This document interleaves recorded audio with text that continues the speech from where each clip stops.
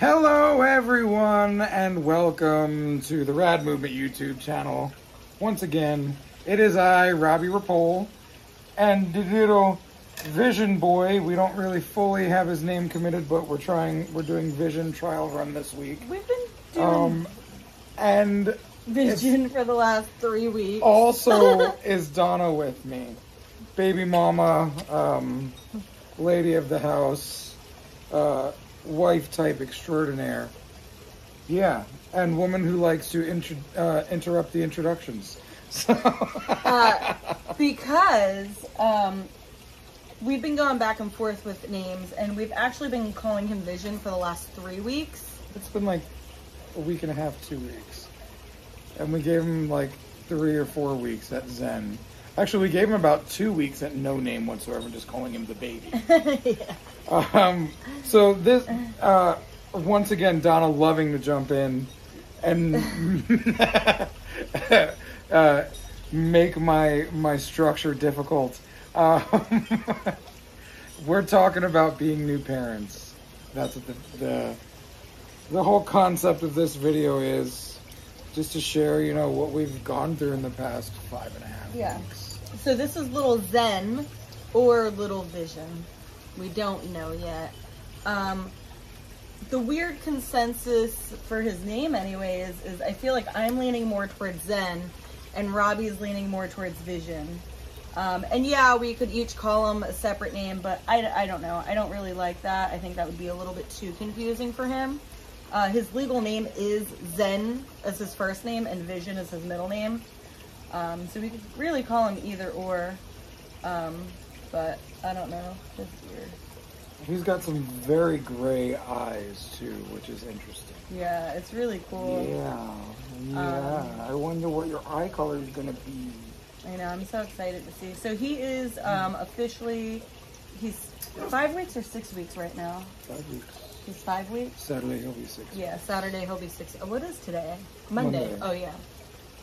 Yeah, so he will be 6 weeks this Saturday coming up. I've been trying to make it a point to, when people ask how old he is, I always hate it when people are like, oh, my kid's 92 months old. And, like, I'm not doing the math on that, so I always swore as a mom that, like, I'm not going to do that, and I'm just going to say 1 month. But in these videos, I feel like it's a little different when people ask. I use weeks as a reference point, just because we only have weeks right now. Well, like, when you have, like, a few months under your belt, you know, like, month and a half, you know, 2 months, 3 months. Yeah, so, like, I've been calling him just 1 month since we've hit the 1 month mark. Right. And then once I feel like another, like, week, I'll say, like, 1.5 months or something. See, and I get a little specific, and I'm like, yeah, no, he's 5 weeks this Saturday, you know, like. Yeah. I don't want to keep that going, like, Jaden's, what, 252 months old or something? Like, I don't want to keep counting until, you know, he's 21 years old like Jaden is. But yeah, I don't know, I guess every parent, right, like, right now, that's a perfect example of every parent is a little different on how they do things, even your co-parent, which is weird that I have a co-parent, because I'm not used to co-parenting. Most of Jaden's life was single parenting. Shit, I have a lot going on in my life between all the animals and a new baby and 3 different businesses. Like, it's interesting. Look, it's mom's firstborn right? and secondborn.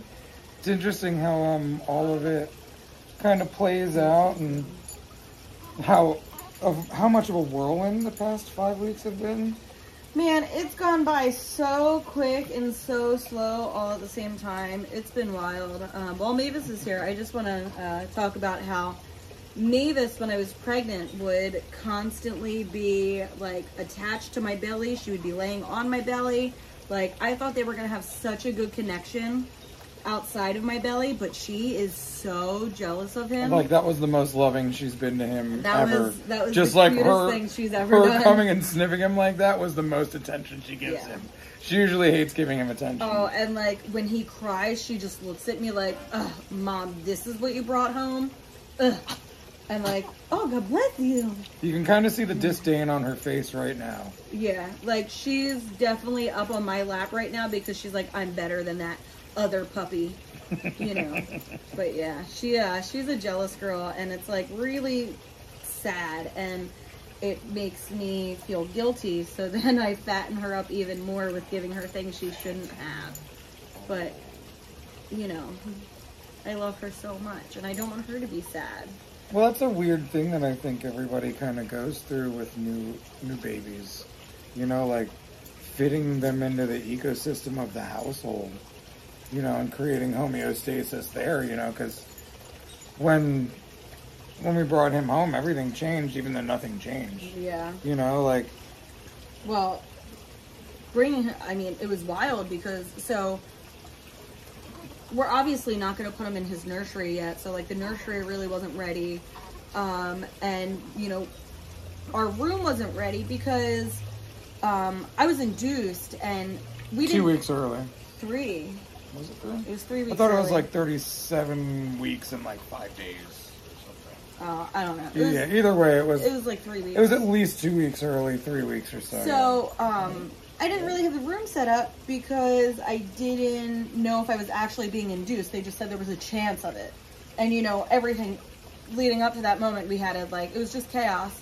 And so when we came home, it was just like, I think like as soon as we got home, I spent the next like 5 hours like trying to set up our room to like situate with the baby so I could have like diapers and bottles and things and the bassinet. And like, it was wild. There's been a few different evolutions of how we're going to set up the room. Yeah, I've like redone it a few times, but you know, as soon as we come home, it was just a whirlwind for everybody. It was like chaos, and then you know, it all smoothed out.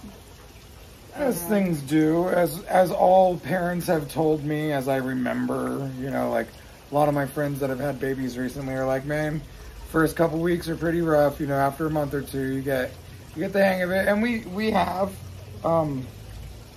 Donna's gone back to having a shitty sleep schedule with or without a baby. So, you know, she just kind of tries to use her inability to sleep sometimes as time to spend with him when I'm sleeping. And I use my time to wake up in the morning to be with him so she can sleep. Yeah. He's starting to learn how to self-soothe with his thumbs, and it's like really cute watching him figure it out. I think he's just starting to realize that like these are his hands, you know. All right, Mavis, get down, Mama. Well, it's interesting how like they don't even really know about their bodies. You know, they've been inside your body for so long. So like watching him experience everything. Like today, just before the video, like he started tearing up when he was crying. Yeah. And it's weird to see him tear up. Yeah, I like, seen his first tear the other day. Yeah. Mm-hmm. Yeah, it's weird. Yeah. Yeah, like they weren't developed yet. Like they weren't there. It's wild. Parenthood's crazy. Especially like for me being a first time mom. And thinking you weren't going to be able to have kids. Yeah, and like I never thought that this was possible. Like it's weird. Like I still feel like somebody is going to come over and like take him back. Like it doesn't feel like he's really mine. Like it feels like we're just babysitting, and like he's not mine forever, but like he is, and it's so beautiful, and it makes me so happy. And for me, I do this like delayed thing with a lot of stuff in life.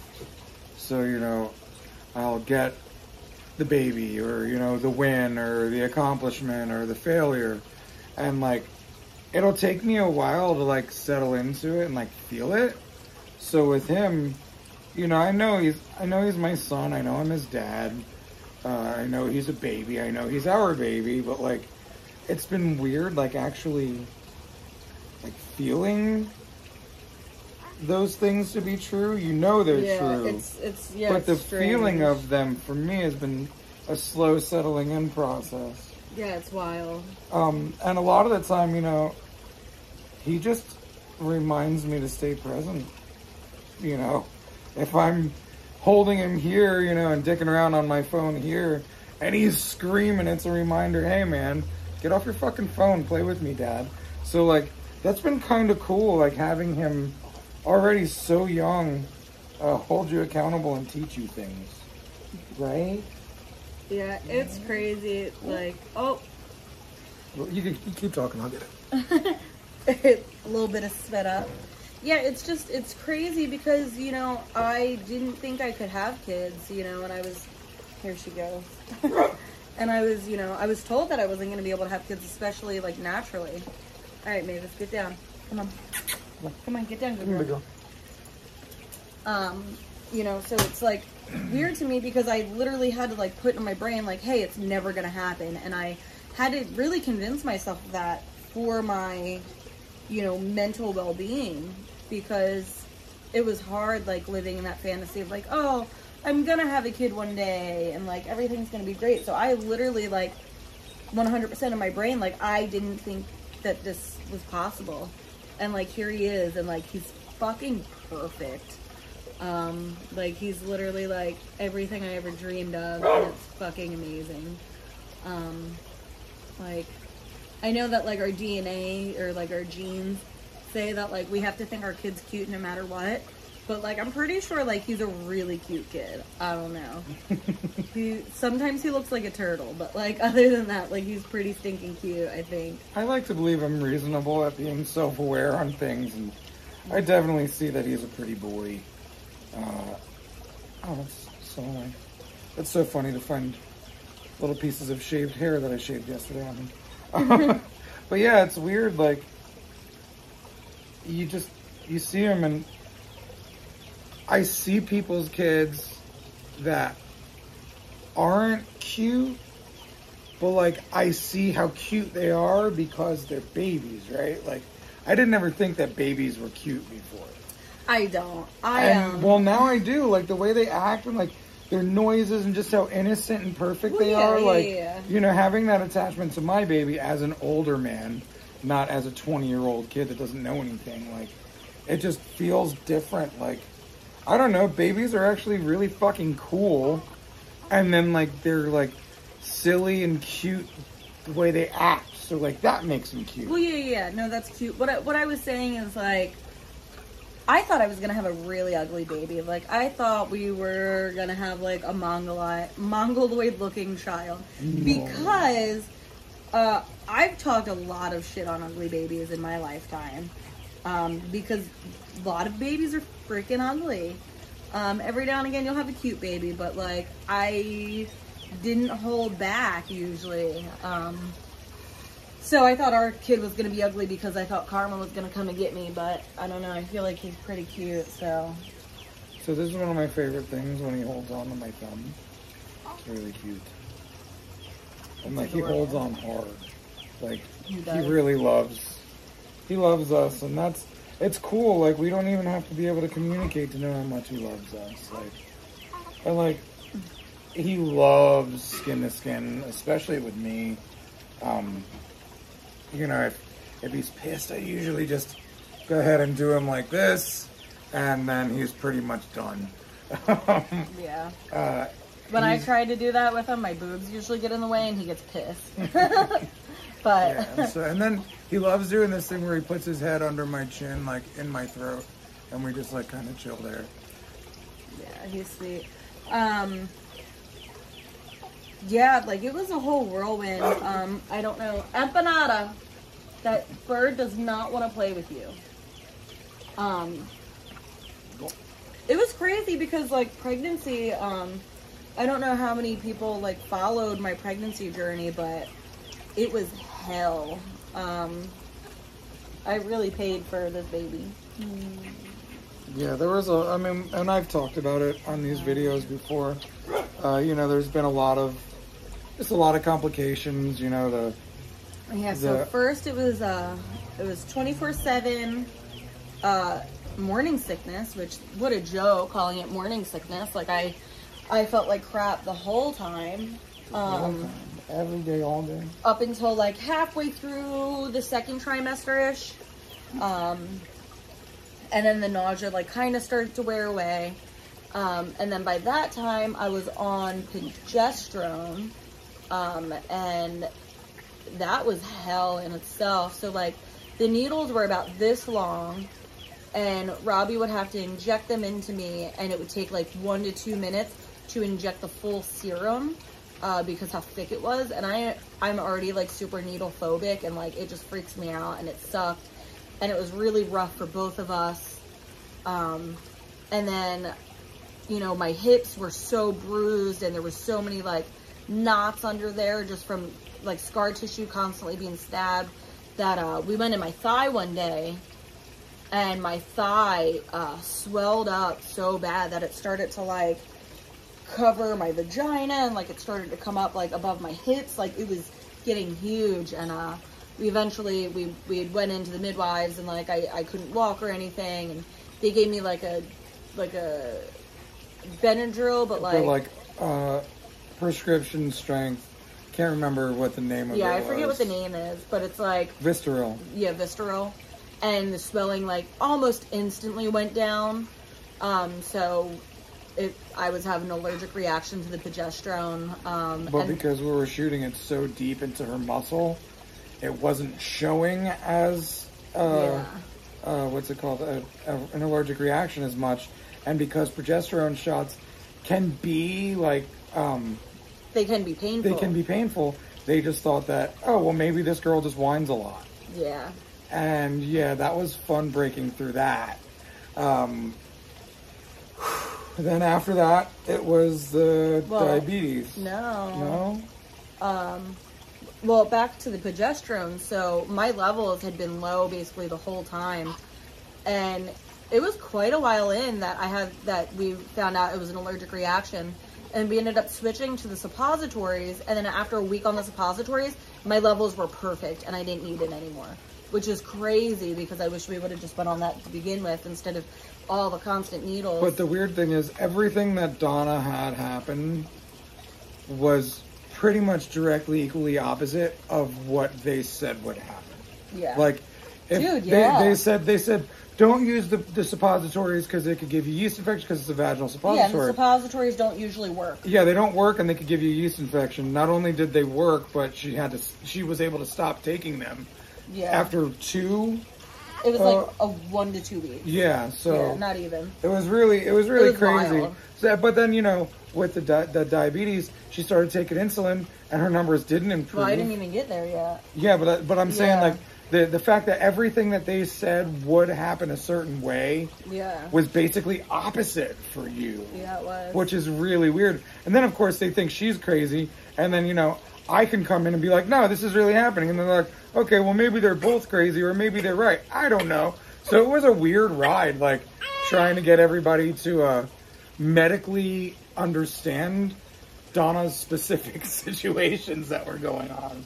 Yeah. So that was tons of stress on all of us, so including him inside. After the progesterone craziness, like, I was like, oh, cool, everything's great, we're phenomenal, the pregnancy's finally going awesome, I don't feel sick anymore, I feel like a person, I had like a cute pregnant belly, and I fucking loved it. And then like a week later, I took the glucose test, and like I was high on the glucose test, so then they told me, well, you can do either or, whether you just test your blood sugar or we do another test. I thought that I was going to have a better chance if I just tested my blood sugar for a week. And I wish she would have just taken the other test. I wish I would have just taken the other test, because I probably could have passed it. But she was trying to cheat the system is what she was doing. I was trying to... Yeah, and I got fucked. Long story short, don't try and cheat the system, because you'll get fucked. Yeah, I got anyway. fucked. So, as most people know, I wanted to have a natural water birth. It's something that I've always been super passionate about, and I've always really wanted. I didn't get that because my blood sugar levels were a little bit high. So basically it was my fasting numbers. They wanted me to be under 95, and my fasting numbers ranged in between, it was like 85 and 105. And because of that, I had to give birth at a hospital. They put me on insulin, and the insulin didn't really do much, but once I got on insulin, I don't know if you guys seen, but I started breaking out in these crazy hives everywhere, and they were itchy as fuck. Like, I just had like red splotches all over my skin everywhere. Like, I was breaking open my skin. It was itching so bad. So I'm going through all the, you know, hospital chaos with the insulin. I'm getting this well, I didn't know, but I'm getting like this weird reaction, and it's, I don't know what it is. And in the process of this, she wasn't liking any of the doctors that we met. She Yeah, wasn't so liking I was getting the there. hospital we were going to, like, Yeah, so they sent us to a hospital in Orlando, which well, turned out to be great, and we had a we- wonderful experience with labor and delivery. ish. Well, the doctor. Yeah, so we had went to like 3 different appointments, and well, we went to 2 different appointments. The first doctor I didn't like; she seemed dumb.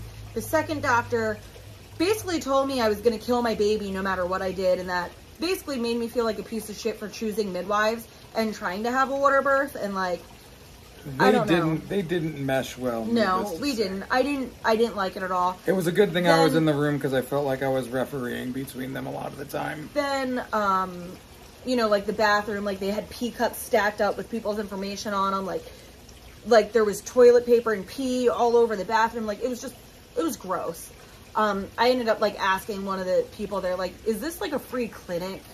And she said, yeah, basically. And like, it just, you know, it just seemed like a place in the hood, even though it wasn't. But I don't know. It was really weird. I didn't really like the experience there. And then I met Dr. Avery.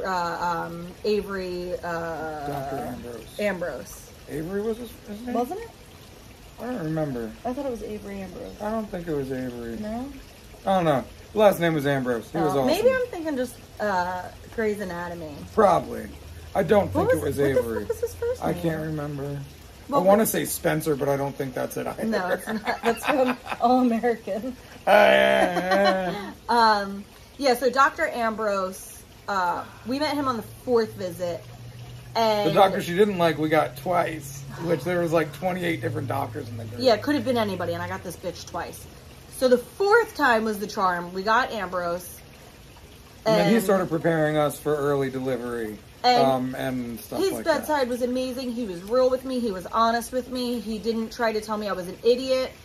He completely understood how I was feeling needing to go to the hospital Which over is- something so low. It's funny that it was a man who understood all of your concerns as Yeah, a it woman was- giving birth. It was wild.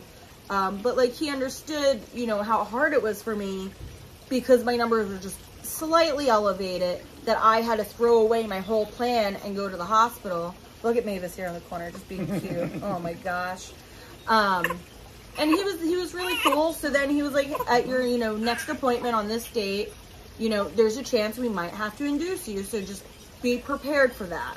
And he's like, I'm not going to force you, but, you know, this is what, blah, blah, blah. And then we had 2 weeks of It was- allergic reaction before that. Yeah, it was 2 weeks of allergic reaction, and it was getting so bad, and Broken skin everywhere from itching. it was everywhere. terrible. And I was taking insulin at the time. I was getting shot with insulin at the time in my stomach.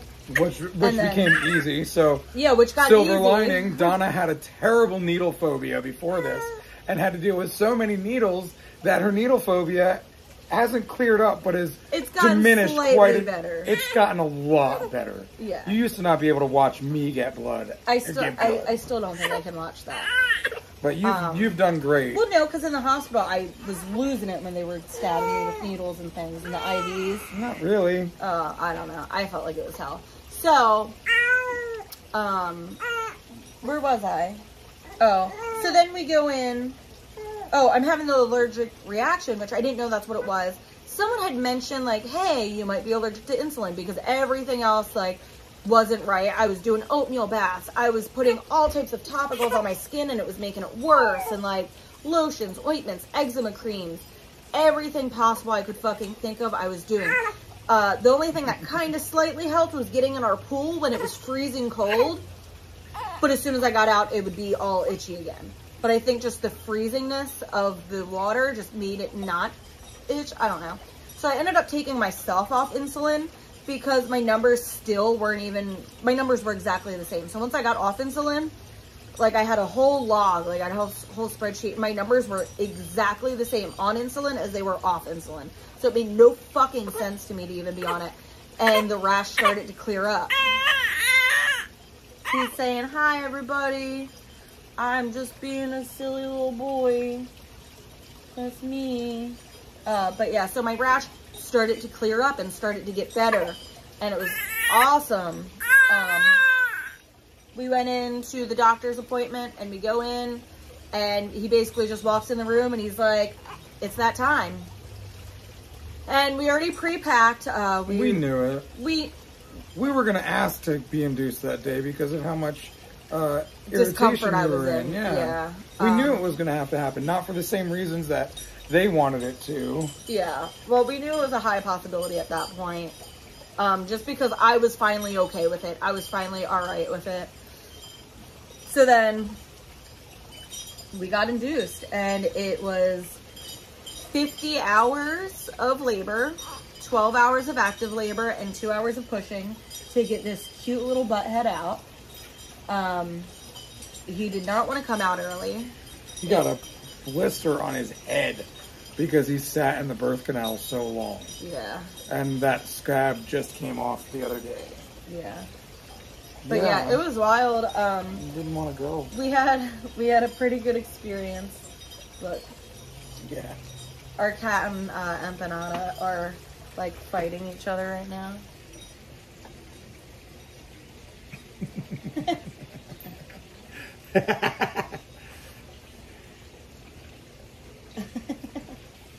They are literally brothers. Like, they just constantly do this. Yeah, they're best buds. Oh, it's so cute. The cat loves to bother Mavis, but Empanada and Floki's the cat. They're both equally as annoying to each other, so they love it. Yeah, they'll like chase each other back and forth all day. But yeah, so then we go into the hospital, and that was a dismal time. It was wild.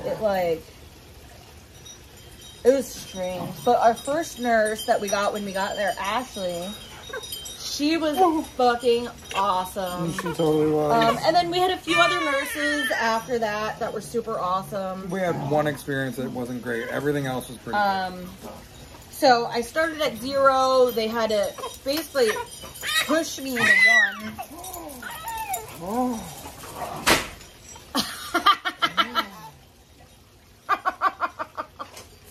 The screen isn't closed. No, what did he they just run ran into? into the door. Nah. So they had to put, man, I don't even remember what it's called. They had to put like the medicine in to try to get my cervix to open. No. I can't remember what the name The of it ripener, cervix ripener or whatever. Yeah, the name, they did that the name of it was fine. 4 times, and it didn't really do anything. They finally got me to big enough that they could put the balloon in. We did the balloon. I was able to sit in the tub for a little bit. That was cool. Nothing was happening with the balloon, and I was talking about like asking them if I could just get a C-section, and then the balloon fell out, which means 4 centimeters. So then once you're at 4 centimeters, I think they broke my labor. We went through all this stuff. Yeah, broke my water. And then I was stuck at 4 centimeters for what felt like forever. It was like a whole day, pretty much. Yeah, it was rough. You were at 4 centimeters before I went to bed. I woke up and they had broken your water. And you were still at 4 centimeters. Yeah. And when you're about to fully give up and force them to give you a C-section, they checked your cervix and she was like, oh, we're going to push now. Well, yeah, it was, so, having them break your water is really weird. Like, I thought it was going to feel a lot different. I didn't know it was going to be like that. It's as if you take like a Home Depot bucket of like water from the hot tub and you just pour it right there. That's kind of what it felt like. It was very strange. But I had said that, you know, I do not want an epidural no matter what. I was okay getting the walking epidural, which is something they offer where it's like half the dose of an epidural medicine, you know, just enough to kind of take the edge off. And I said I was okay with that because I wanted to labor, like standing up. I wanted to be able to like squat and like kind of walk and like get on a ball and like, you know, do different things. I didn't want a catheter and I didn't want to be stuck in bed. I wanted to be able to feel it. I wanted to be able to, you know, do everything. And then until you were feeling it too. Well, they gave me the walking epidural and I was able to sleep for a little bit off that, and then it stopped working Thursday morning. Saturday morning. Yeah, that's what I meant. Saturday morning. It stopped working Saturday morning. 'Cause you were born Saturday night at 9. And that's when the nurses started being cunts.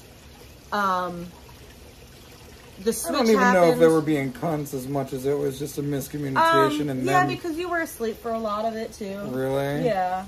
But I wasn't trying to get you too hype when you were already pissed.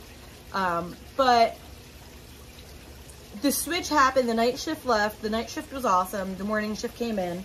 And, like, her energy was just weird. But I was like, whatever. Fuck it. And that's when the walking epidural stopped working, basically. And I was screaming. And I was screaming in pain. And, you know, it was a lot happening. And, like, I was just, you know, I was standing up. And I was trying to, like, I was having, like, crazy, like, Braxton Hicks contractions. I don't know what the fuck was going on. But, like, I was, you know, in and out of pain for hours. And, you know, Like the whole night. blood started, like, leaking out of me. So that was freaking me out. So I kept, like, calling the nurses in to, like, try to ask them, like, hey, is this okay? And as soon as I would start screaming in pain, they would leave. So then I would, like, needing to keep calling them back in. And at, like, one point, like, Robbie had just woken up. And the nurse came in and was like, you know, I don't know what you... Why you're even doing this. Why are you doing this to yourself? How is this helping you? And it's Yeah, like, how is this even helping you? how is this pain helping you? Well, I don't know. The pain's happening. Like, what are you talking about? Yeah, like, you know, Yeah, it was painful. And, like, before that, she had said that, like, the doctors were making their rounds for the morning, and that, you know, the doctor should be in soon. And I was going to ask him, you know, if I could labor in the tub for a little bit longer, because if I could labor in the tub, I could probably push off on the epidural, because the bathtub just helps that much with pain. And then, like, in those moments, I was like, you know, like, I want to see my doctor. Like, I'm not getting the epidural. Like, I want to see my doctor, you know, not right now, but, like, I want to see my doctor. And then they tried to lie to me and say, like, oh, well, I think he went home for the day. And it's like, no, his shift just started, so he didn't go home for the day. Like, And there was a collection... You literally just told me they were making rounds and that they would be here soon. And there was a collection of statements that they had made, like, all in that same moment. And then I got up and I stepped in. And I had to advocate for her as the patient, which sucks, Yeah. because, like, advocating for yourself as a patient just makes you be a fucking Karen. And I was just like, look, I don't like the way you guys are, this communication's going. Like, she's dying in pain over here and you're not getting it. So can we communicate with somebody who wants to communicate, please? And at that point, the nurse walked right out of the room and we never seen her again. Which was for the better. It was for the better. But it was really annoying and it was really frustrating because, like, oh shit, like, this baby's gonna come and I don't want this fucking nurse to deliver my child when she couldn't even have a grown-up conversation with us. But... And furthermore, she was just, like, not reading the room and not knowing how to assist Well, oh no, someone that's who what it needed was. She came back at Robbie and she was like, me and her have been fine all day. And I was She wasn't that snappy, but... And I was like, well, in those moments it felt like it. But I was like, yeah, we were. But, you know, the way you just spoke to me, like, it bothered me. And that's when she, like, walked out of the room. So then, you know, all throughout the whole time we were there, we would have our nurse and then all the other nurses would come in and help here and there. Like, if the other nurse was busy, they'd end up switching, having a new nurse come in. We never seen the other nurse again. And nobody else came in the room the whole day. It was only that one nurse. Nobody came in to help, so God knows what the fuck they were talking about. But then they came in, they checked, and I went from 4 centimeters to 10 centimeters like that after being stuck there. And that was about 4 or 5 p.m. Yeah, that was like 4 or 5 p.m. And, like, I was in a panic, and I was like, I ended up, like, texting my doula. I was like, I need you to come up here, blah, blah, blah. That was right as the nurse stuff happened. Yeah, that's when the nurse stuff Jamie happened. up there, yeah. I said that I needed someone to help advocate for me. And then I was panicking because I was like, okay, this baby's about to come. And, you know, the nursing staff that's on right now fucking hates me. So, like, I'm about to push this baby out with a bunch of negativity in the room. And, like, that was killing me. I did end up seeing the doctor. The doctor came in and, you know, we discussed it. He said that, you know, I couldn't labor in the tub anymore because my water was broke and infection and blah, blah, blah. Well, I think I actually told the nurses, like, I know he's working. You need to find him. Yeah. Because I had spoken to him a number of times. Yeah. Yeah, like he promised us, like, hey, I am in these times, because I told him. And like, I saw him in the cafeteria too. So like he told me his schedule like unofficially, so I knew when he was going to be there. Yeah. Well, he told us that in the room. Like he said, He these did, are the so, times yeah. I'm here. Because I told him, like, you're the only person I feel comfortable with. And, like, I want you to be the one that delivers my baby. Like, I trust your opinion, and I trust what you have to say. Like, you are the person I trust here. And he was fucking awesome. Like, he ended up coming to the room. We talked about it, and he was like, look. Steven? No. Go ahead. I still think it's, I don't know. It could be. It could be. I'm not sure. Yeah, so Dr. Ambrose. But he ended up saying, like, you know, like, get that epidural. Just because what I was going through was just too much at the time, and we still had a ways to go. So I got the epidural, and it worked for a while. I was able to sleep. It was fucking awesome. And then they just kept kicking up the Pitocin so much. And by the time I got to, like, 10 centimeters, like, they'd come in, and, like, I didn't even think I was going to be at 10. They were like, oh, it's time to check your cervix again. And I was like, I bet I'm still at 4. And she was like, oh, no, it's go time. And I was like, what? Like, I was fucking shocked. I wasn't ready. We out of sequence because we already said that part. But yeah. Yeah, it was really shocking. Like, we all kind of like... Yeah, like, we were stuck at 4 for so long that we didn't think, like, 10 would happen. So then, yeah, I was panicked because the nursing staff that was on, but it ended up being, like, right at shift change is when it was time to push. Like, it was, like, about to be time to push. And then they were like, oh, all right, hold on, I'll be back in the room. And then our girl Ashley from the first day, she comes in and is like, hey, I couldn't believe you guys were still here. And I said, I had to be with you guys. And, like, it was fucking awesome because shift change happened right as I was getting ready to push. And we had Ashley, I had Robbie, I had Jamie, our doula. And it was basically the dream team. And then I'm pretty sure Dr. Ambrose stayed, like, way past his shift to deliver the baby. Yeah, he left at 7, but was still there at 9. Yeah, like... And then came back later after the baby was born and checked on us. Like, yeah, he was supposed to be gone, but he ended up staying. He was the true definition of a healthcare individual going above and beyond. Oh, yeah, he was fucking phenomenal. And somebody that you wouldn't expect because the doctor doesn't have to go above and beyond. That's what the other staff is for, to make you feel comfortable. But he was No, he really did. He was phenomenal. He was definitely my comfort person at the hospital. But it was awesome. The worst part, I think, for me is, like, the epidural didn't continue to work through pushing. It worked to an extent. Like, I'm sure I was a little less in pain. I didn't feel numb anywhere except for the top of my left butt cheek. But I felt everything else. Like, I could feel all my toes. I could feel my legs perfectly fine. Nothing was numb. So that sucked. I had back labor a little bit, and fuck, that was hell. Like, I wanted to give up. Do you remember that when, like, I was like, I'm done, I can't do this, like, my back's killing me? That was rough. Like, that was intense pain. But I had, I had Robbie, I had Jamie, and I had the nurse Ashley all there, and, like, they're helping me hold up my legs, and, like, we're doing, like, tug of war things, and, like, different bars and different changing things. all kinds of positions. And, like, that was really cool. And, like, I had a great team, but they drove me crazy because they kept getting so excited. And they're like, yes, yes, yes, one more. And every time they would say that, I was like, cool, like, the baby's almost here.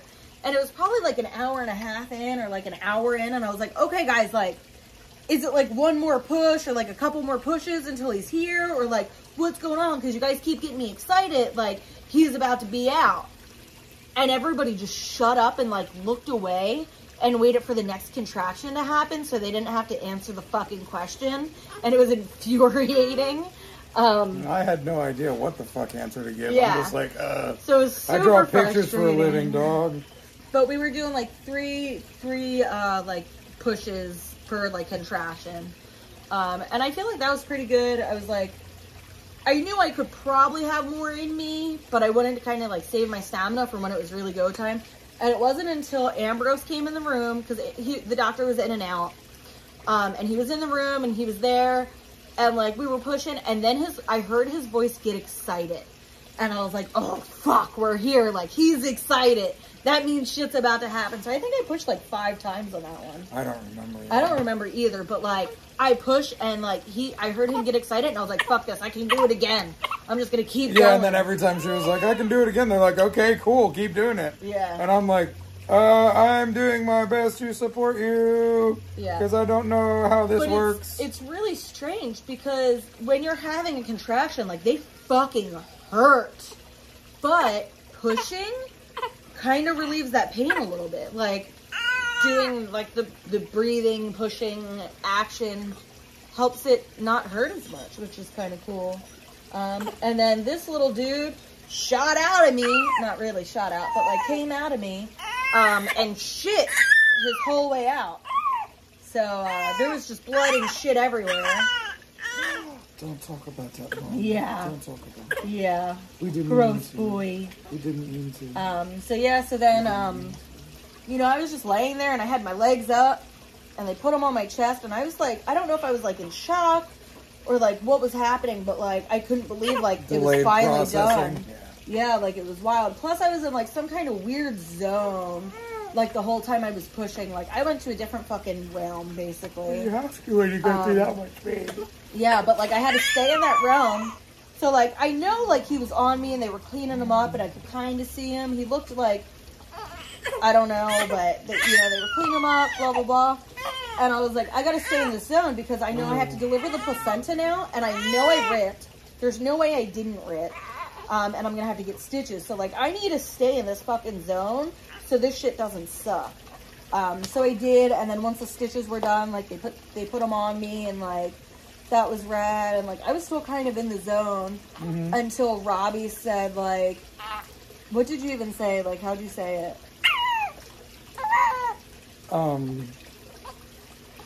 Something like I'm not gonna be a single dad again. Yeah, and then I just started like bawling. That broke me out of it, and that was You want to try crazy. and hold him calming for a second? Let's see. Because Dad's been trying. Dad's done a great job for 43 minutes. Yeah. But sometimes he decides not anymore. So yeah. It's funny because I was intending on talking about what it's like being a new parent, and you've gone through the whole thing. But I like it though because that just gives us more reason to talk about parenthood and parenting more in the future. Keep going. That gives us time for a whole nother video. Yeah, you know? yeah. And I know when I get you started on a topic, you can run with it. Oh yeah, I talk to Even though you worry yourself saying you don't know how to do it. I know. Yeah, but yeah, so like, you know, that was the whole like birth thing. I don't know. I know that I will never do it again. And I know that like when I was going through it, I was like, you know, like if at this point women could change their minds and be like, you know what, I don't want to have a baby anymore, like we would be so underpopulated because of how much pain you go through and like mental turmoil and like the whole process is terrifying. Because then they have you connected to all these monitors and they're like, oh, we can't find the baby's heartbeat and this, that, and the other and blah, blah, blah. And it's just, it's wild. It's crazy. It was a very medical experience to something that's very natural. Yeah. And that's uncomfortable. Yeah, it is. And now I'm going to go and get a vasectomy. And I think I'm going to vlog about it and share it with you guys. Yeah, and I think, you know, if we want more kids, we'll just adopt. I've always liked the idea of adoption. That'll be great. I think there's plenty of kids out there who get a raw deal. And this is his favorite way to love me is struggle cuddles. So if you think I'm being weird with my cat, it's the way that he loves. He just loves it. And this is his favorite thing for me to do. It's the weirdest thing I know. It makes no sense. It makes none whatsoever. I can't imagine a cat will let me do this. But yeah, so I feel like there's so many kids out there that get a shit deal with the situation they're brought into. And we have a lot of love and family and stability and, you know, fun to and joy and goodness to add to any little person's life. So if we feel in the future that another child is important to us, I will definitely be one to adopt. Yeah. I'm not going to put really any energy into it because I didn't have to put any energy into making him. When you're in alignment with what the universe has in store for you, it happens with little to no effort. And I'm learning that more and more as life goes. And he definitely was, you know, effortless compared to a lot of parents trying to make children in a miracle situation, so to speak, like Donna had. Yeah. Due to her endometriosis and then me being old and smoking pot. Apparently, one of the doctors told Donna I couldn't get her pregnant. Yeah, so it was actually, I was already pregnant. Yeah. And I had a pap smear. And during it, you know, like they ask about birth control and all these things, and try to push birth control on everybody. And, you know, I said, you know, I am trying to get pregnant, but I have endometriosis, this, that, and the other. And she was like, oh, yeah, you know, the chances of you guys being able to conceive a child because of his age and because he smokes weed is like, you know, slim to none. So you're probably going to have to go through fertility and blah, blah, blah, which, you know, we were talking about doing possibly. I wasn't interested in it. I was talking about I was doing. zero interested in it. I have nothing against humans that do fertility. Some of my good friends have done it. I didn't believe it was the way I wanted to go. If I was going to go through that much, I'd much rather just adopt. If it was going to take time, energy, and nuisance, we didn't have to. Yeah. But We ended up conceiving on our anniversary. We had went down to the O Spa in Palm Beach. I don't know if you guys remember seeing any pictures or videos from that, but that is the weekend we conceived this cute little bubs. Yeah. And life, it's weird because I thought life was going to change drastically and it really didn't. And now, like, I'm confused with details because I don't know if life didn't change that much because I've already had a kid or because I lost my leg and bounced back from that pretty mellow. You know, lost my father recently. I mean, you know, so like there's been a lot of us weird... being together, we've gone through a lot of transitions. Yeah. Yeah. So I feel like the transitions have just kind of become natural for us. Yeah. But specifically for me, because, you know, like I said, I kind of delay processing. So a lot of the time I can delay the processing so much that I don't, by the time it's all processed, I can feel it, go through it, and move on, if that makes any sense. But yeah, it's really cool that, you know, he came home and then it was just like, okay, cool, now we do this. And then the worst part was I already made a video about all this, but me going to the hospital afterwards. Yeah. You know, I went to the hospital because I've gotten weird dizzy spells that I've had for a month now. Man, I want to talk about my experience with all of that. Yeah, because, you know, I go to the hospital the second day, the first day he's actually home for real. So that we got home in the afternoon, we went to bed. I woke up feeling really weird. Well, I went to bed feeling weird. Woke up feeling weird, went to the hospital, and then was in the hospital for 3 days, you know, a day after he was home. So, you know, this whole time I'm like, you know what, like, it's really cool, like, I have Robbie here to help me, like, post-recovery, because, you know, like, when you just birth, you know, a human through your hoo-ha, yeah, if you want, when you birth when you birth a child through your hoo-ha, like, you know, you still got some recovering to do, and I was like, you know what, it's cool, like, I'm exhausted, but, like, I have Robbie here, like, you know, I have a partner in this, it's great. So, like, these first few days of me thinking I'm not doing anything right, and, like, not knowing how to care for a little baby 24/7, and, like, 6 months and older is easy. When they're this little and, like, brand new, it's terrifying. So it was like the second day Robbie goes to the hospital, and like now I'm in a panic, and I'm like, fuck, you know, like we're thinking like it could be well, my blood pressure was super high, so they were worried about stroke. Yeah, they were worried about stroke. So like now I'm sitting here like freaking out, thinking like, fuck, am I gonna have to do this alone? Like, is he gonna lose his dad? Like, am I gonna lose Robbie? I'm gonna start crying. It's okay, you're allowed to cry, remember? I know. So, Donna's been working through actually feeling her emotions instead of masking them and moving on. So every time she says she's about to cry, she tries to stop herself, and I try to remind her that it's okay to cry. So I was really See worried. How she just did? But I want to get through this. So I was really worried that, like, you know, he wasn't going to make it. And, like, you know, like, we have Jaden here. Jaden was really worried. So, like, me and Jaden are just going through all of the emotions and trying to, like, be strong for each other. We're so both, you like, guys' nerves was killing each other. Oh, my God. It was terrible. Because we were both trying to act like we weren't, like, losing it completely. But then I'm, like, losing it emotionally, you know, thinking about Robbie and then, like, dying. And then I'm trying to take care of him. One or two people that had been in contact with you told me how, like, devastated Jaden was. Yeah. And, like, how scared he was. Cause yeah. I didn't know. You know, he's 21. I figured he'd be okay. But, you know, when you're a 21-year-old dude, you don't want to lose your dad. Yeah, it was terrifying. You know? It was super scary for all of us. So then, you know, other than Robbie being in the hospital, I had said that nobody was going to babysit this kid at all until he was at least a minimum of 6 months. Like, I don't want nobody watching him. Like, he is my baby. Like, I can't trust anybody.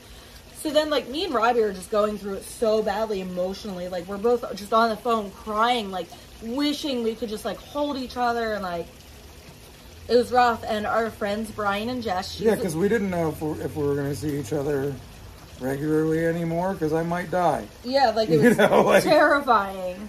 They're not very good at making you not feel like you're going to die when you're in a hospital. Yeah, it was a lot. So our friends, Brian and Jess, she's a nurse, and she, you know, they came over and that day. And our boys, our 21-year-olds, grew up together, and Jess used to babysit me, her husband, and Jaden, so and their kids. So, but they had come over that day to, like, check on Robbie and do the blood pressure and stuff, and, like, kind of, like, see how he was doing, because she's a nurse. So I felt more comfortable with them than anybody in those moments. Just, you know, so she offered, she was like, hey, do you want me to watch the baby, like, while you go over to the hospital and see Robbie? Because she knows that, like, I did not want to take the baby over there, and she agreed it was a terrible idea. So I dropped him off at their house, and I had to work through that emotional roller coaster of doing that so I could go see Robbie. Oh, I totally forgot. So before that even happened, belly buttons freak me out. I don't know if you guys know. I have a weird belly button thing. I don't like my belly button being touched. Belly buttons are fucking weird. Umbilical cords freak me the fuck out. The fact that they just cut it and they leave it on the baby and it's got to stay there, and, like, you got it, you can't get it wet, and, like, all this, you know. Of course he peed on his fucking umbilical cord, like, the first day when we were changing them, so that was fucking crazy. But, you know, all this was going on. Robbie's in the hospital, and I'm like, originally I was like, cool, I don't have to worry about the umbilical cord because Robbie will deal with it. It falls off early while Robbie's in the hospital. Now I have to deal with it. I'm freaking the fuck out. There's, like, the tiniest little bit of blood there, and I'm like, I don't know, is he gonna die now? Like, you know, like, I'm panicking because umbilical cords are fucking weird. We had it cauterized, which was terrifying on its own, which I thought they were going to, like, cauterized it with silver nitrate. Like, yeah, I don't know. It was nothing. I was so scared. And she's terrified, but I wasn't there, so. It was so scary. Like, I'm at the... I mean, they put silver nitrate on Jaden's pee-pee after they circumcised him, so, like, I knew that it's good, like, it's not going to hurt them. Yeah, I don't know anything at this point. But I'm in there, and, like, I go in with him panicking. As soon as she takes them, she puts them on the table, and she's like, it's fine, he's not going to be in pain. And I just start bawling, and I just unload everything, like, Robbie might be dying, and, like, losing it. I go to the hospital, I see him, I sit there forever, we're just snuggled out watching Naked and Afraid. It was cool, I guess, and then I come home. It was cool because I didn't have a leg, so we could sit on the bed together. So, like, where his leg would be, I was able to sit in this little pod, and it was pretty awesome. And we weren't able to do that when I was fighting for my leg, because I didn't have the room in the bed. Yeah, because his leg was in the way. But, so then, you know, I'm home. I don't remember how many more days went by, but finally Robbie called me, and he's like, hey, I'm coming home. They're letting me come home, blah, blah, blah. You saw him earlier, but she has to get him. Then this stupid fuck right here. Yeah, this shithead. Yeah, say hi, I'm a shithead. Says, I love my father. This shithead decides to run away.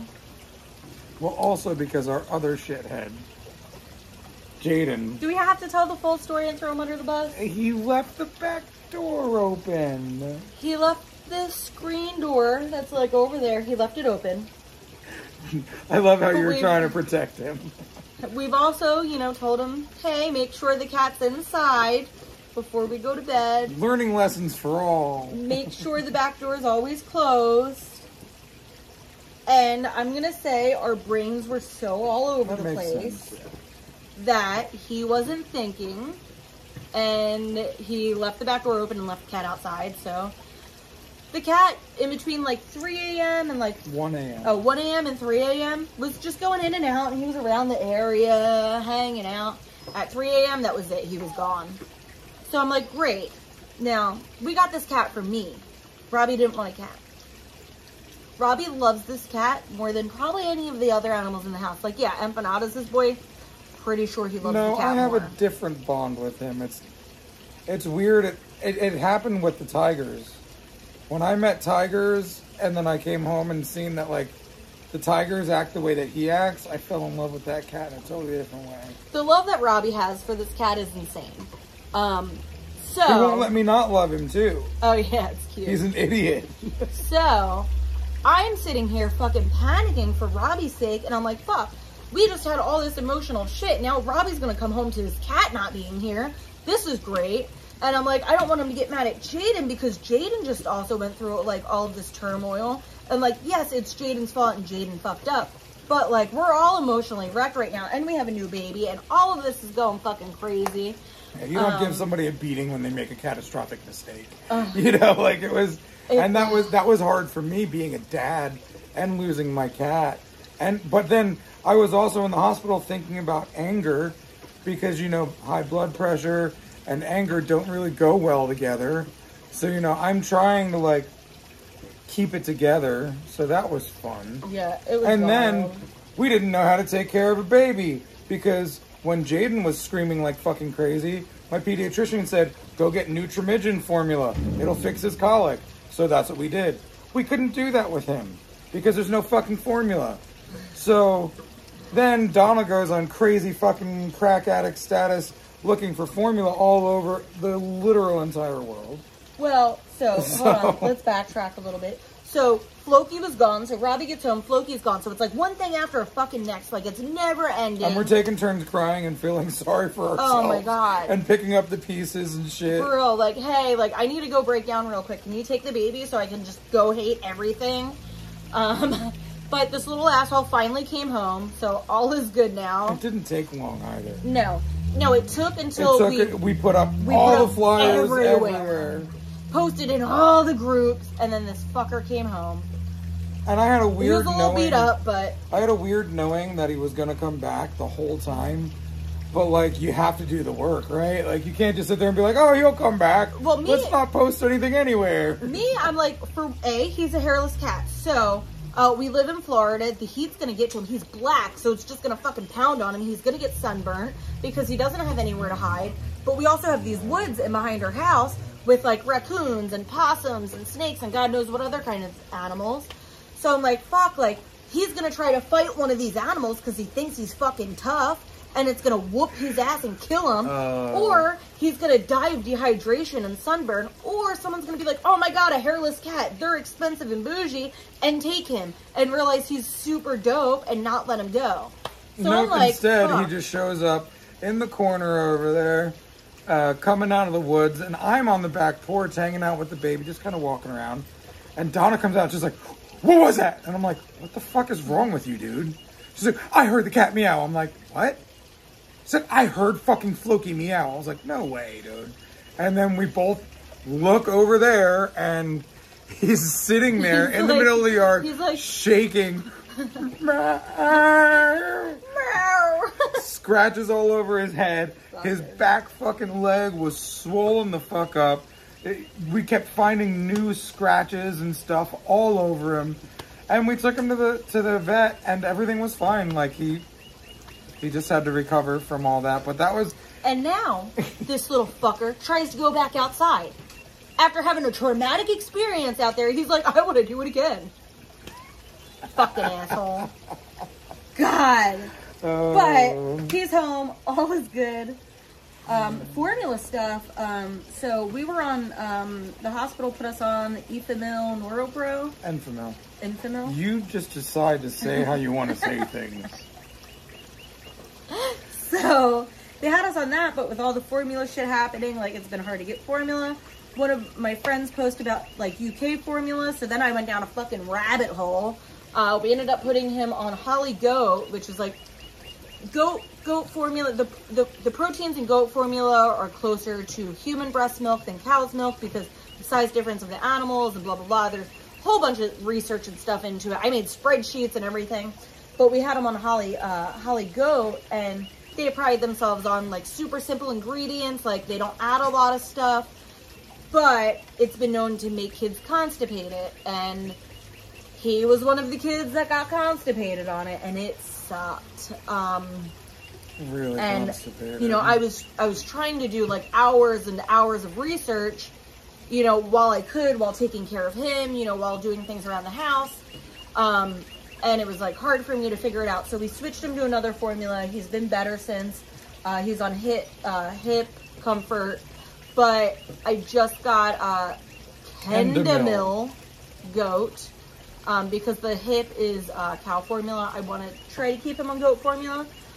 So we just got a new formula in today that we're going to try him on. But I've had no issues really getting formula from either the UK or like German formula or Dutch formula. Or when me and Jaden were in Orlando for one of his performances, we stopped by somebody's house. They did a formula drug deal. But it's cool because, like, I Zelled the lady $200 before we got there. And Donna was messaging her. Like, I Zelled her the money like an hour or two before we got there. And she left the formula out front just like she said she would. Yeah. Rather than just, like, being like, hey, I'm not going to tell you where I am. Fuck you. I took your money. Yeah, like, here's the wrong address. So it's really cool. Like, the fact that there is the formula shortage. All the moms are really, well, not all of them, right? Well, and but you, like a you lot really of the moms, don't see a lot of it either. A lot of the moms came together in a nice way. You don't see a lot of what? No, you don't see a lot of it. Like, I'm in all the mom groups. Yeah, like I don't look at all those groups. Yeah. Yeah, like it's. I get it all directly from you. You tell me everything. It's really, really, really cool to see everyone coming together. So I'm in like two different sections. So I'm in like the European formula stuff where like everybody's trying different formulas and like selling to each other, like, hey, this didn't work for my kid, who wants to buy it? Or like, hey, I'm having issues with customs, like, did this work for you? So that's really cool, like that huge community of everybody kind of helping each other out and answering questions. Like, I love it. But then you have like the local, like, you know, Melbourne formula search and stuff like that, where everybody's going, any store they go into that has a formula aisle, they take a picture and they post it like, hey, this is Publix on Palm Bay Road, or this is at Costco. And it's really cool to see that. And then on top of it, you have, you know, samples coming in for like new babies, and people are like, hey, I got these samples, does anybody want them? Or, hey, I have this formula that my kid didn't like, you know, does anybody want this? And either they're offering it for free or selling it, but you know, either way, it's really cool to like see moms as a community come together just to help each other. And it's not, nobody's like price gouging or like, you know, like they did with toilet paper. Like nobody's actually hoarding it and being like, oh, fuck you, you have to pay $100 for a roll of toilet paper. Like everybody's just selling it like, hey, like I'm just asking what I paid for. It's really depressing. Some women like Nutramigen, the one that Nutramigen. There was a woman in one of the groups saying like, hey, like this is the only formula that like my kid can be on and I can't find it anywhere. Like if anybody has any, like, you know, I'm willing to buy it or like trade you my crib for it, for like a can of it. You know, which that's really depressing and like that's really sad. But it's beautiful the way our community has come together to work on this. But I just got the Kendamil goat in, and they're getting, the FDA just like, not approved it, but like the president and everything, like we're shipping it in, on June 9th, they're starting to ship it in, and it's going to be available at Target, which is really awesome. They're having, I think, like 3 different of their product lines in Target. So it's going to be more easily available for people like me who already want to use it. and available for moms who didn't know it existed. And Target's very good about, giving enough per family. Like they had a sign up that said 4 cans per family. Exceptions will be made for households twins. with more children. And I thought that was super cool. Like, well, they're considering the humans all about it. Yeah. The downfall of that though is they don't really limit you. Like if you have more than that, like they really won't say anything unless you're like buying a fucking shopping cart full. But if you have like 6 cans, they're usually not going to say anything about it because they don't want the confrontation.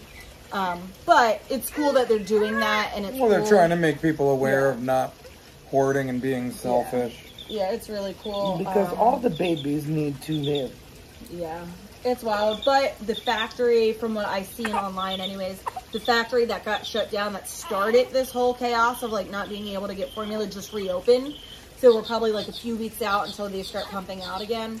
So we'll see how that goes. I don't know. I know even when American formula is available, I'm still going to stick with the European formulas just because I think that they're better. I think what we as Americans allow in our diets and allow in our infants, like, isn't really good shit. Where I feel like the UK and Germany and other countries actually care about nutrition more than we do. From the perspective that you're sitting at. Yeah. And but they could be just as stupid as we are. We don't even know. Yeah. I've done a lot of spreadsheets comparing the nutrients from American formulas to these formulas, and they're pretty on par with each other. There's just slightly safer ingredients in the UK stuff. Like there's no palm oil.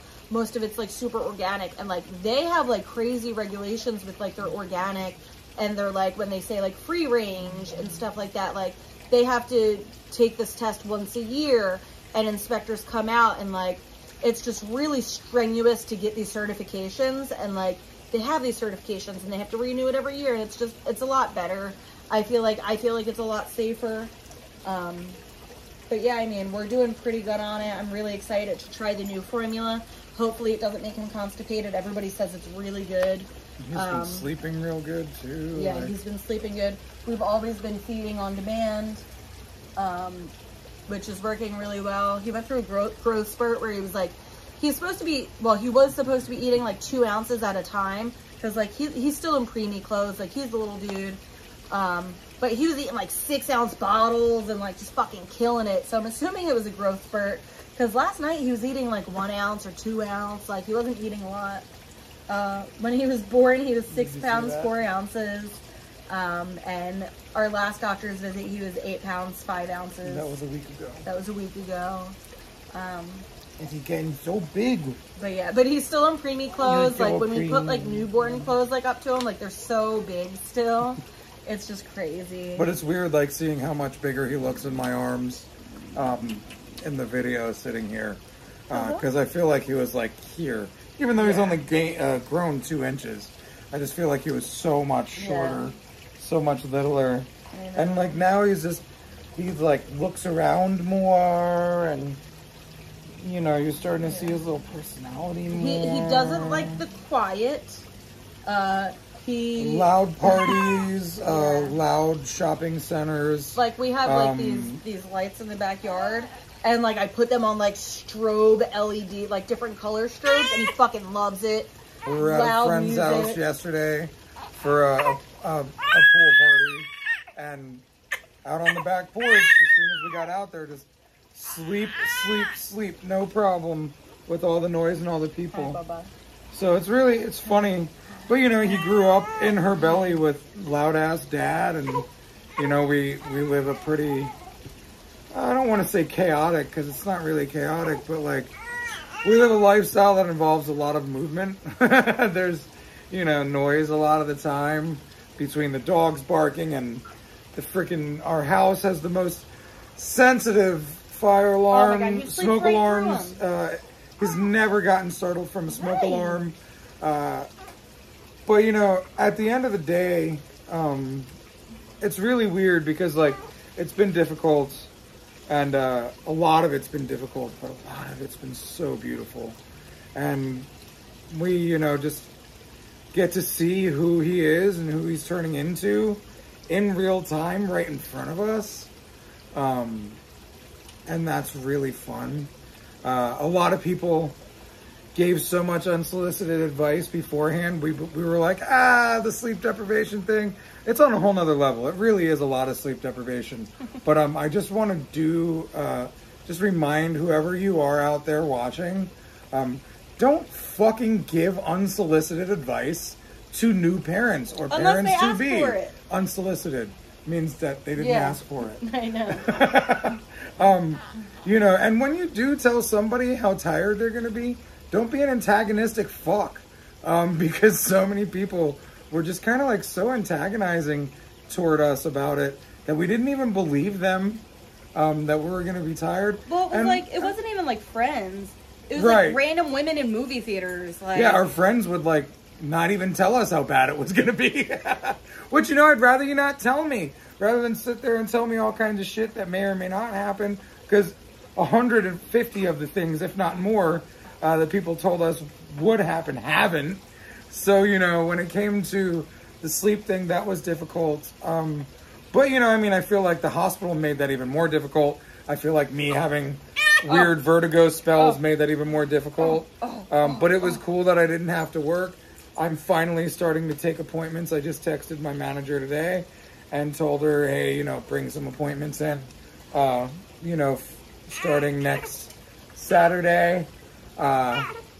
So it's interesting that I'm going to get back to work and we're going to see what that looks like. So yeah, it's been a ride up and down all around, but I love it. I'm stoked to be here. Yeah. I'm excited for what's to come. The hard parts were hard, and there will be other hard parts, but we'll make it through those also.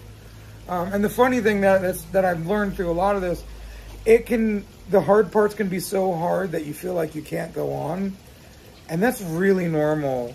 And like every fucking part of excessive, you know, extraordinary change. So if you're in the midst of any change right now that's extraordinary, you're going to make it through. It's just going to be tough at times, and it'll feel insurmountable. But the accomplishment you receive on the other side is so great. And the love that he gives us, and the love that he's helped me see for Donna, like the love for Donna inside of me has come to a much different level. Dare I say, even on the unconditional side of love. You know, and he's a teacher. He's a big time teacher. With no words, and no real understanding of what's going on. He has been teaching us a ton. So just try to learn, you know. One of my mentors, he says, in life, you're either winning or you're learning. And when you're not winning as a parent, you're learning as a parent. Sometimes you're winning and learning at the same time. But I'm going to go ahead and say that it's a worthwhile journey, the parenthood game. Oh, yeah. I miss sleep. I miss sleep a lot. But You didn't have good sleep before this. no, I didn't. But it's So- worse now. You sleep till like 4 or 5 some days where you didn't do that before. Yeah. So like, But you get the sleep. It's just, and Mavis, are you okay? she's been doing that. Reverse hiccups.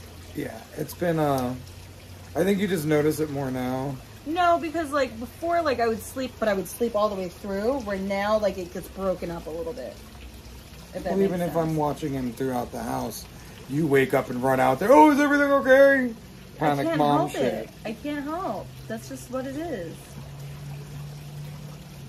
Any other mom understands, I'm sure, that the moment you hear your kid crying, you're alert no matter how fucking tired you are. You hear him make a little noise and you're awake. Like that noise. I could hear that if I was sleeping, you know? Oh, he's really cute. So like when he's eating and like you take the bottle away to like burp him or whatever and he wants more, he'll like like a monster. It's so funny. It's so cute. he has his days. He has dad days and mom days where, like, some days Robbie can soothe him better. Some days I can soothe him better. Today has been more of a dad day. Yeah, sometimes it's a nobody day, and sometimes it's a both of us day. It's really funny how that happens. And then the relationship that him and Jaden are building is really cute. Oh, it's so cute. You know, because Jaden moving back at home with us, he is like a child all over again. It's really cute, even though he's 21. And then with Vision, he's like completely ignorant and terrified. Oh yeah, he's so scared of you know, Zen. He's learning. Dude, we're playing Vision this week. He's like watching him adjust his reaction to the baby, and like watching him just like walk by him and be like, oh, he's so cute, or like pick him up on his own and just want to love on him. Like, it's been really cool seeing that relationship form, because Jaden always wanted a little brother, but you know, my love life has always been a little wild in the aspect that I was married twice and never wanted to have kids with my second wife because, you know, she's an ex for a reason. And so, you know, that would have been the time that I could have given Jaden the little brother that he wanted as a little kid. And now I'm giving him the little brother that he wanted as like a grown adult kid. You know, he's starting his career as a musician. Well, he's been started that about 2 years ago, but like, you know, he's still on the come up there. You know, he's trying to figure out all his moving parts in life.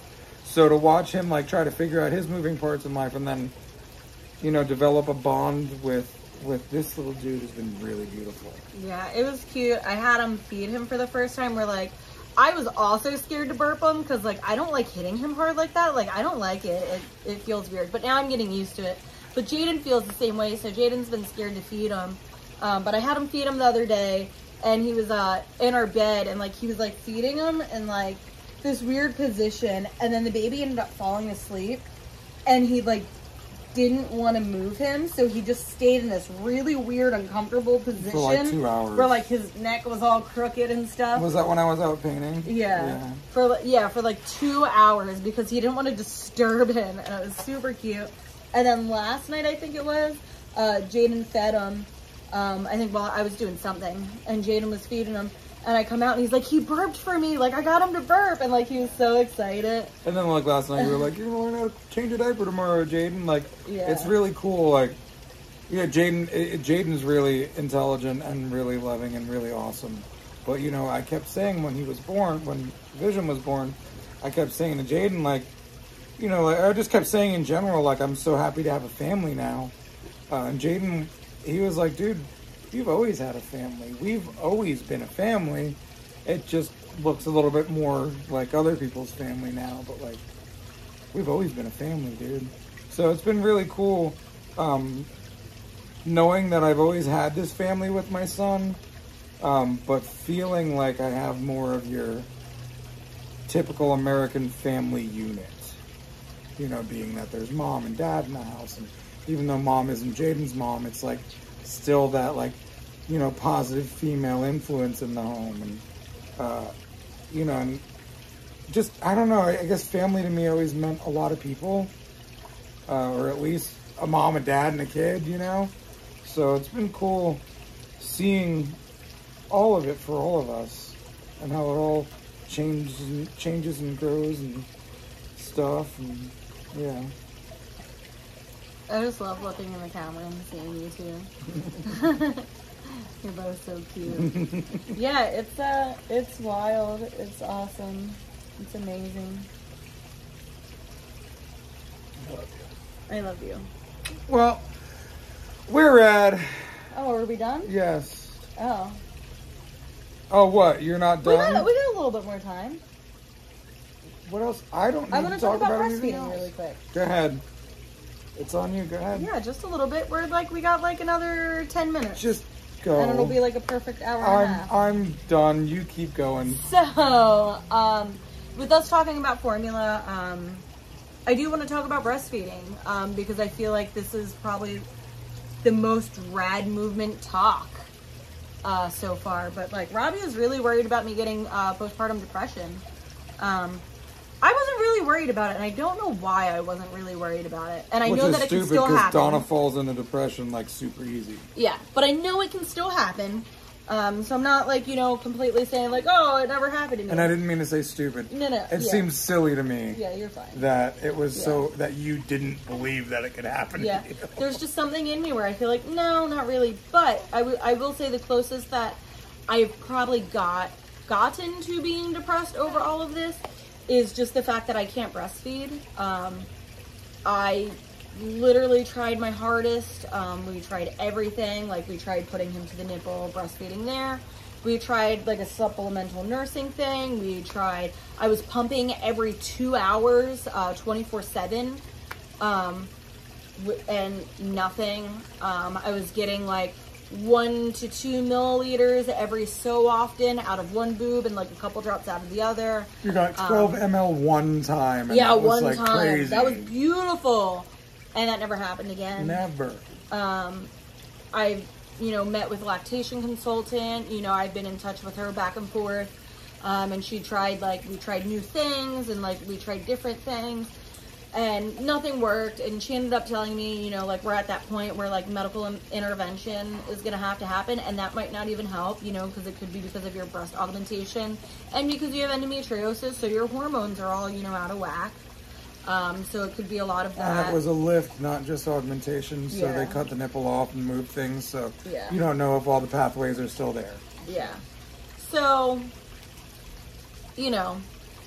it is what it is, and it sucks. Like, I was in Facebook groups for like breastfeeding moms, and then I was in Facebook groups for undersuppliers, and like the breastfeeding groups just made me depressed because like I can't do that. I wanted to basically be a wet nurse for other moms, like especially during this time when formula is hard to get. I wanted to like oversupply and like store it and like give it to moms who need it, and all of those things, and like I wanted to be able to give him baths if he like had a rash or something, and like I wanted it for all of these things because of how good breast milk is for them, and like I wanted that bonding that we would have together, and like I do get bonding. It's not exactly the same, but I do get really good sweet bonding moments with him, but it really sucks because it's something I've always wanted to do, and like I would have been fine still pumping every 2 hours and breastfeeding and all of that so long as I was actually getting something. Like, I would have continued to do that. I would have, made it my life, basically, and I was okay with that. I was prepared to do that. But it wasn't worth it for what I was getting because it wasn't even enough to give him to eat. And it sucks, and, like, it still hits me every now and again. I had to remove myself from all the Facebook pages just because they were too much. Because even the undersuppliers group, like, the moms on there were like, oh, I only got 10 ounces today, or I only got 5 ounces today. And it's like, yeah, you're such a fucking undersupplier. Like, I haven't even gotten an ounce. Yeah. Which, like, yes, I understand, like, they're still undersuppliers, but it was really hurting me emotionally. Because it's like, fuck. Like, and I understand, like, I gave it my all. I did everything I could. I don't really blame myself. I don't. I don't think you should. Yeah, and I don't blame myself because I really did try everything. I'm just and still... you need to have grace with yourself anyway. Yeah, I'm just really sad about it. Empanada. I'm really sad about it. I'm not upset with myself over it because I know I did what I needed to do. I did what I could. I'm just sad, and it just sucks. And the more people bring it up to me, the more of a reminder it is of like, oh, cool, this conversation again. No, I'm not breastfeeding anymore because of this reasons. And it was driving me fucking crazy. Everybody giving unsolicited advice on breastfeeding. Like, oh, you need to get them on the nipple. I'm doing that. Oh, you need to pump more. I'm doing that. Like, people were assuming that I wasn't doing the things that I needed to do. People were assuming that I was doing it incorrectly. Like, oh, you need to do this, that, and the other. I'm going to listen to my lactation, specialist and do what she says I need to do. And I'm already doing those things. Like, don't assume that I'm not doing this. That was really frustrating. I did ask for advice, and I got advice on that post, and that was perfect. That's what I wanted. But then it was like, weeks after, people are still like just saying things, and it's like hearing the same thing over and over and over again. It was just like, it was a lot. And then like, it was just a lot, and it was depressing, and it was really hard on me, and it's still really hard on me some days. Thankfully, like I'm not having the issue with formula, so like I'm pretty okay on that. But you know, it sucks because like breastfed babies, like I love how fat and chunky they get, and like they just look so like healthy, and they are healthy, and it's so good for them. But I did a lot of research on the formula, and I'm, you know, this stuff is the closest to breast milk. And you eat so much that you're going to be chunky. Yeah. Here, I'm gonna use my shirt. But yeah, so I just want to talk a little bit on that. Like, you know, that was the closest to postpartum I got so far, I guess. It's just like really like coming to terms with that. Like last night, like I pumped, because I've still been pumping like a couple times a day or like once a day just to see what I get out, and like, you know, whatever it is, like I'll put it on his baby acne or something. Or like I'll give it to him like if he's awake to eat it. But you know, there's really not much that comes out. And like, you know, I have the Willow breast pumps, and like, you know, like I just sat there like with them in my hands, and like it was just a sad moment because it was like, man, like I'm either, you know, like I'm gonna sell these or give them to someone. And it's really sad because like I was so excited about them, and they helped me so much. And they made it like super convenient to be able to, you know, live life and still pump. But it was just really sad. I don't know. And like, you know, everybody was like, oh, the portable breast pumps suck compared to the other ones. And I had more of an output with the wearable breast pumps than I did the ones that you plug in.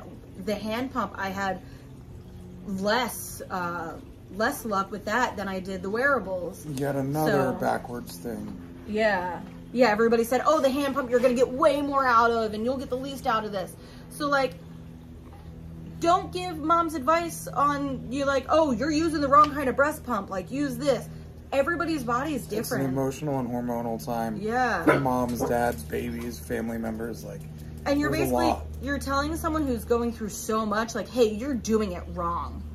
And that fucking sucks. That's a shitty feeling for people to be telling you when you're already going through a lot with yourself, to have all these people telling you you're doing so much wrong. And it's weird how much it happened. And like, I acknowledged it, and I realized like, hey, you're kind of being shitty right now. I'm not going to pay attention to it, but it all kind of did hurt a little bit. But you don't know, because everybody is different, you know, and like, it is what it is. And like, I'll like post in the groups, and I'll be like, oh, like, what's the best pump for this? And it's like, hey, everybody's body's different. So like, I would try 3 different kinds if you can afford it, you know? And I tried 2 different kinds of wearables, and I got the same output almost out of both wearables. I got more out of the Willow, but I got the Mom Cozy ones, and I got almost the same output out of those. It was just really fucking hard to clean. But you know, it made it easy. But it sucks that I couldn't produce it. And like, I, you know, sat there and I apologized to him, you know, just holding him in my arms. You know, like, I'm sorry, but, you know. Well, it was funny, on the vein of postpartum depression, when I was in the hospital, I began crying, thinking about dying, you know, when I have this new baby. And I had a doctor and a nurse both ask me if I needed to see a psychiatrist. Because I started crying and they thought I was out of whack. And I had to explain to the doctor, I'm like, look, dude, I don't think crying's a bad thing. I cater to my emotions. I allow them to come and go.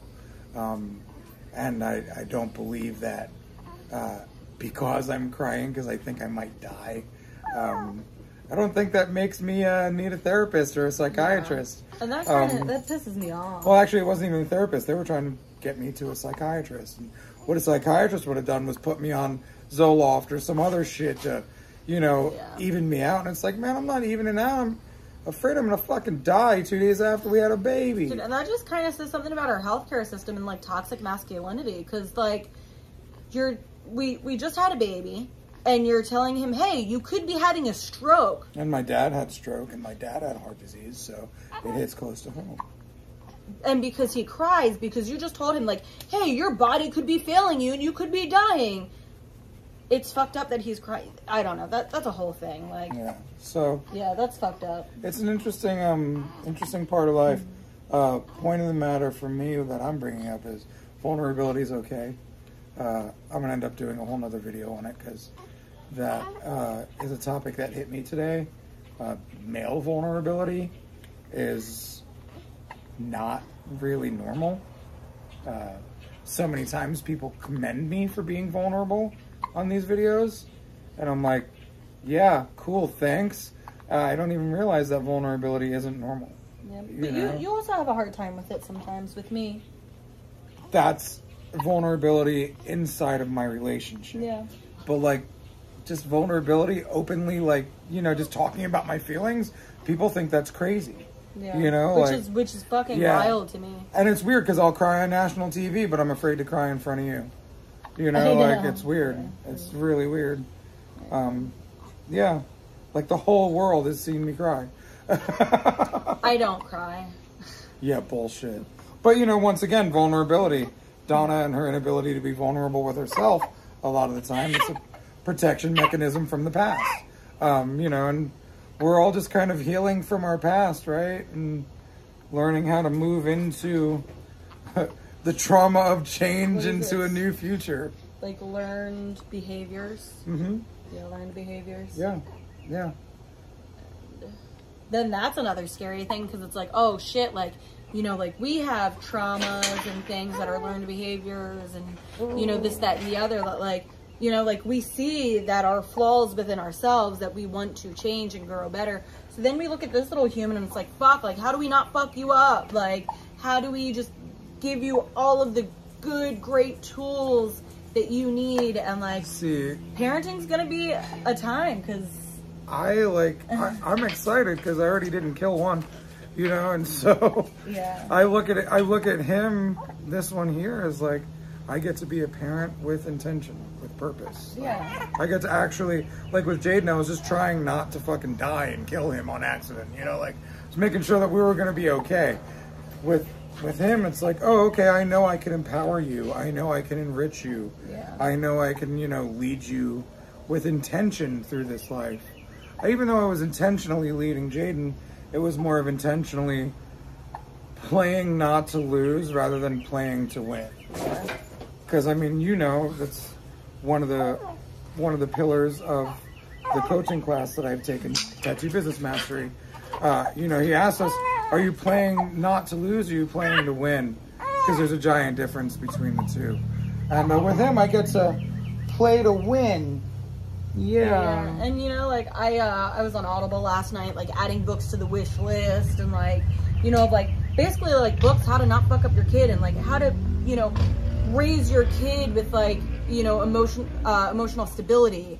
And you know, I feel like between the two of us, we're gonna do a good job, but like it's still like terrifying. Like, you know, like I don't. First time it was a lot scarier for me. Yeah, like I don't want to yell at him. I don't want to be a household that yells. But like even when he's crying, like I yell and I'm like, God, just stop crying. And I'm like, fuck no, like I don't want to do this. I don't want to be this. So it's a lot of like trying to change learned behaviors that I have to make sure that he gets the emotionally balanced life or whatever I'm trying to say. I don't really know. Yeah, but like intentional yeah, love. yeah, and like, you know, I want to be able to like talk to him, like if he's crying and having temper tantrum, like, hey, come here, let's have a real conversation, let's do this. Like that book I got, You Are Enough. Mm-hmm. Like that was a really great insight. I think I got him into, wow, we can do this intentionally. Yeah. You know, like, and now there's books out there that help us create a narrative of empowerment and self-love and self-care. Is so much so that I know at some point I'm going to end up making children books because I think it would be rad, you know, to help other parents Yeah.